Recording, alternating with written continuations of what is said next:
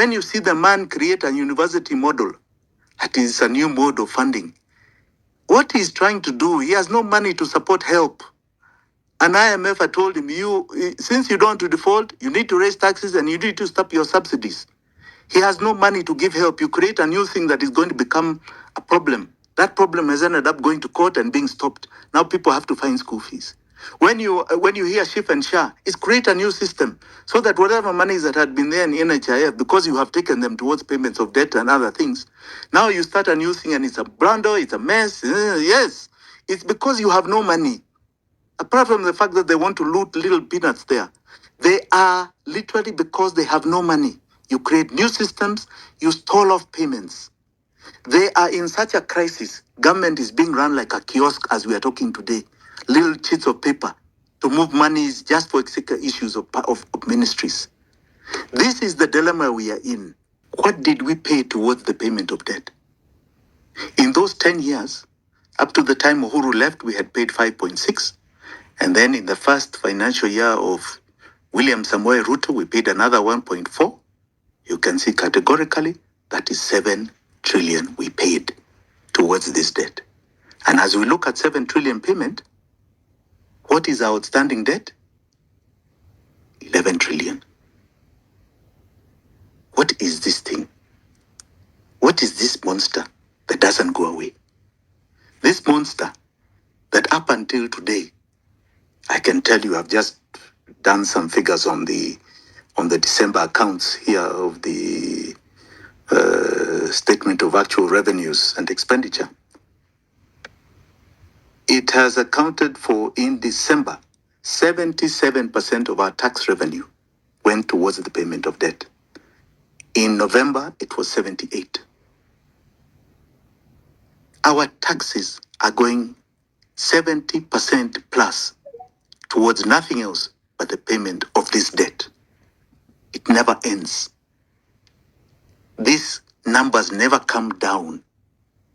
And more of our taxes, 70 shillings of every 100 plus, is going towards it. If you do not deal with this, you will never deal with it. 1.3 trillion was for 10 years. If they took 6.4 above, that is a deficit for the next 60 years they took in advance. All right? 10 years is 1. So 6.4 is 10 years, is 60 years. That they've taken in advance, that will keep compounding and eating us and eating us and eating us. Every time we produce, any time we work, any time we do anything, we are paying 70% of the taxes that we are contributing towards this monster. And this is the biggest theft to our lives, our livelihoods, our future. It is our enslavement. And unless we say we are going to cut it off, there's nothing else we are doing here. We are wasting time. You can remove Ruto, put who you want. If they do not cut off this thing, it is not about just jailing people. If we do not cut off this slavery, this particular slavery, we are doomed as a nation. And what has happened is that William Ruto, because he was a participant in it, he has enjoyed the spoils of it. He cannot revisit it. He is living the legacy of their regime. That is what has happened. He can't turn it around. He has now got it on his plate. He can't turn it. He knows he has no solution. He knows he's going to fail. And the only thing he can thereafter do is postpone his exit. He is trying and dying to just remain there until the next election. He doesn't even care if he will remove him.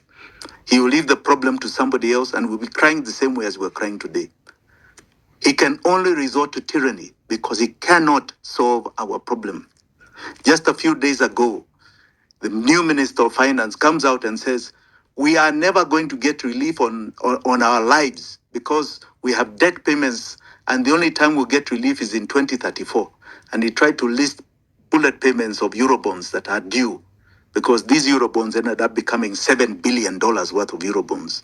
And there is another 7 to 8 billion worth of syndicated loans. And there's humongous domestic debt called 5.4 trillion, which we don't know what it is. We are in a situation where if we do not deal with this, if we do not deal with this one particular issue, it is not about tribe, It is not about this, it is not about that. William Ruto will never be graced by God to solve this problem that he helped create.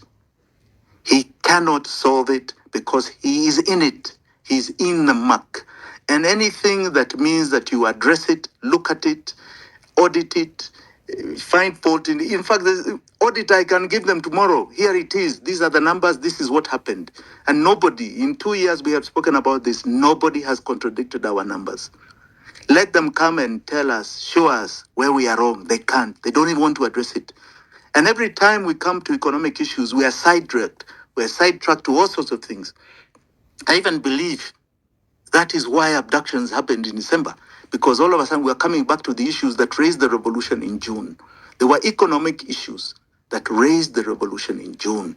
It was about raising taxation. When people are already in pain, you're adding more pain. And he was advertising it in his mouth. Oh, by the time I get to 2022, 27, will be 22% of of our GDP. I don't know what we're going to tax. He was advertising pain, right?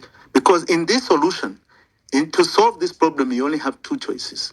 You either raise taxes because you need more revenue, and there are limitations of that, or you go to default, which other countries have done.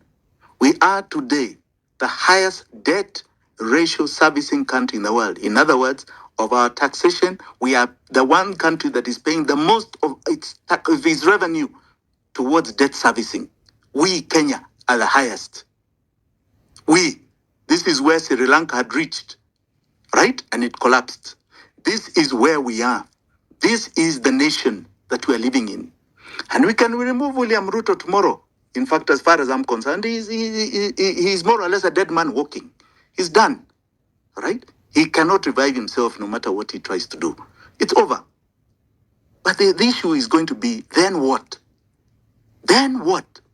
What do we do after that? Put whoever you want. You want to put the same people that were part of this mark? Go ahead. We'll be back here again on this show, lamenting, crying, fighting, because this will not stop. When you see the man create a university model, that is a new mode of funding, what he's trying to do, he has no money to support help. And IMF had told him, since you don't want to default, you need to raise taxes and you need to stop your subsidies. He has no money to give help. You create a new thing that is going to become a problem. That problem has ended up going to court and being stopped. Now people have to find school fees. When you hear SHIF and SHA, it's create a new system so that whatever monies that had been there in NHIF, because you have taken them towards payments of debt and other things, now you start a new thing and it's a blunder, it's a mess. Yes, it's because you have no money. Apart from the fact that they want to loot little peanuts there, they are literally because they have no money. You create new systems, you stall off payments. They are in such a crisis. Government is being run like a kiosk as we are talking today. Little sheets of paper to move monies just for issues of ministries. This is the dilemma we are in. And unless we solve this problem, which is a slavery that was created, that amounts, according to our records, to something like $50 billion worth of a heist, world standard beyond your imagination, we are going nowhere. We are not solving it. And we'll keep trying to talk, we'll keep trying to educate, because this is the issue. You can join his government, you can do whatever you want, you will fail. He has no money to deliver anything. He has none. And we are not going to give him. We have reached a saturation point in this country because this situation in economic terms has created two twin devils, inflation and recession. You try and solve one, it activates the other. You solve this, it activates the other. We have a quagmire here, and that is why the new minister can categorically say we have no relief. How can a minister say we have no relief? What are you saying? We are just supposed to swallow suffering until 2034? You have failed. If you cannot solve our problem, get out of the way. Get out of office. Exit so that we can breathe life into this generation and those that are ahead. We have a problem here that has been created, and unless we cut it off, unless we sever it, unless we say tomorrow, we are going to cut off this monster. We are not going to pay it. We are in hell. This year, 1.9 trillion is going towards that debt. Last year, we raised 2.4 trillion in tax revenue, ordinary revenue. So 1.9 trillion is going to it. In the next financial year, beginning 2025 to 2026, 2.2 trillion is going to that monster. In the next one after that, 2026, 2027 election year, 2.4 trillion is going to that monster. We can keep going down these figures. And you got huge principal payments starting 2027. We are in a big problem, and he cannot solve it. The whole lot of them cannot solve it. Anybody who solve it will not solve it because they'll be bought by the same entities. It needs to be cut off, and you free up space for every single Kenyan to breathe.